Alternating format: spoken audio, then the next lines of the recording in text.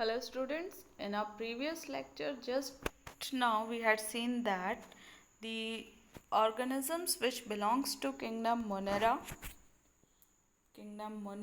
fungi, algae, bryophytes, they all are haploids, means they are having half the number of chromosomes. They are having half the number of chromosomes in their body, whereas the organisms which belongs to pteridophyta or pteridophytes, gymnosperms, angiosperms and human beings. Okay, they all are diploid. Diploid means they are having double the number of chromosomes. Haploid is half the number of chromosomes, means a single body produces half the number of chromosomes. Now here you can see this is the example of our well known earthworm. Okay, earthworm is having a clitellum in its body. Okay, this structure is known as clitellum or the collar. Clitellum or the collar, it contains both the organs, testes whereas the ovary. That's why it is known as hermaphrodite. It is known as hermaphrodite because it contains both the gametes in a single body. That's why it is known as hermaphrodite. Okay, whereas you can see this one, this is the structure of male cockroach. Male, it should have male part, that is the testes. So male cockroach is having testes, whereas in case of female cockroach, its body contains ovary. Okay, so two different bodies are having. So two different bodies produces haploid number of chromosomes. Half the number of chromosomes produces in a single body. This is the example of chara. Chara is a type of algae. It is having both female sex organs, okay, which is known as oogonium. It is known as oogonium. OOGAGONIUM.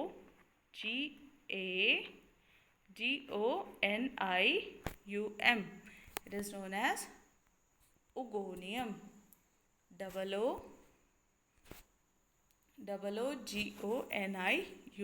Oogonium. Oogonium is the female sex organ. Okay, now you can see very clearly. Oogonium is the female sex organ, whereas Anthridium is the male sex organ. Both the sex organs are present in the same body, same individual body. Okay, this is the example of a bryophyte. D is the example of a Merchantia. Merchantia is a bryophyte. It is a bryophyte. It contains archegoniophore and anthridiophore. You can see archegoniophore is like a flower. Okay, and anthridiophore is also like a flower, but its petals are different. You can see the difference in it. Archegonia is the female part of the Merchantia, whereas anthridiophore is the male part of the Merchantia. Okay, it is a dioecious plant. We can say it is a dioecious plant because both the plants contain different sex organs. Okay, now this is the example of a monoecious plant. This is a bisexual or monoecious plant because it contains both the stamens as well as the carpels in the same flower. That is the male part of the flower as well as the female part of the flower. Male part of the flower contains anther as well as the filament. Together it constitutes the stamen, whereas carpel is the stigma,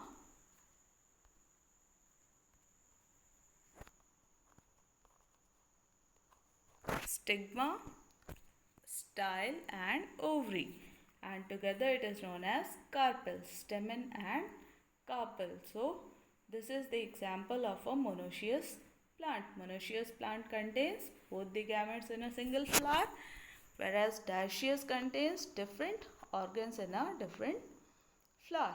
Now, on the basis of number of chromosomes, here is the name of human beings, name of the organisms, number of chromosomes in monocytes. Monocyte is having double the number of chromosome. It is written 2n. 2n means double the number of chromosome, whereas chromosome number is in gamete. Gamete is having half the number of chromosomes. Okay, so you can fill this. One is done for you. In case of human beings, total number of chromosomes are 46 and total number of chromosome is 46 and haploid number is 23. In case of gametes, the number of chromosome is half. That's why it is known as haploid. Haploid number of chromosomes. In case of diploid organisms, a specialized cells which is called monocytes.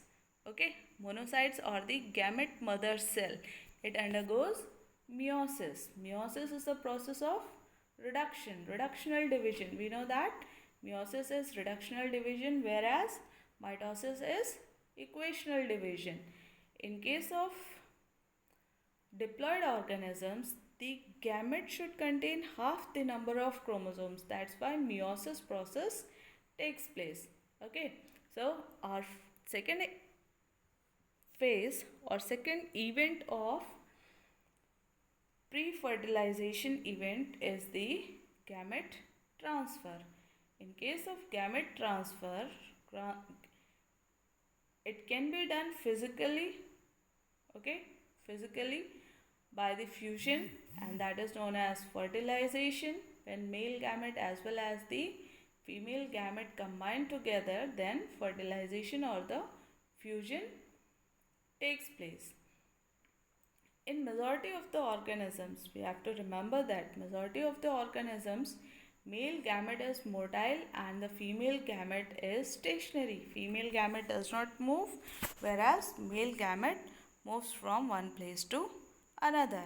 Okay, now exceptions are few in case of some fungi and algae where both the type of gametes are motile. Okay, now these gametes need a medium through which it can move from one place to another. Okay, we can say that here in simple plants like algae, bryophytes and pteridophytes, water is the medium through which these gamete transfers takes place. A large number of gametes, however, fail to reach the female gametes. Okay, to compensate this loss, male releases large number of, or we can say several thousands of gametes as compared to the female gametes produced. Okay, now in plants, pollen grains are the carrier of male gametes. In case of plants, pollen grains are the carrier of male gametes. Okay, we can see that these gametes needs a medium to transfer from one place to another. Okay, in seed plants like pollen grains are the carrier of male gametes. In case of pollen grains, they are the carrier of male gametes. In case of some bisexual plants, self-fertilization takes place. Self-fertilization means the stigma releases the anther. Okay, stigma gets the anther very easily. Why? Because the stamen as well as the stigma is very close to each other. Stamen as well as the stigma is very close to each other, and the stamen releases the pollen grains directly on the stigma and it gets fertilized. But in case of cross pollination,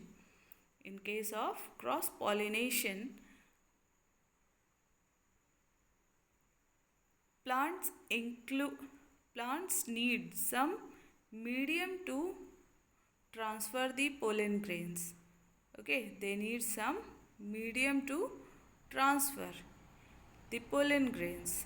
Okay, in dioecious animals, since male and female gametes are formed in different individuals, the organisms must evolve a special mechanism for gamete transfer.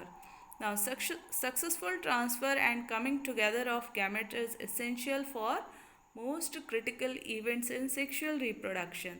That is the fertilization. Now, we are going to study about this fertilization in our next class. But I'll tell you one very small thing. As we grow, in higher classes, we study in higher classes, we are able to see different words for the same process. So here we are going to study about syngamy. Syngamy is another name of fertilization. Okay, so our next class topic will be fertilization. Till then, study well and have a good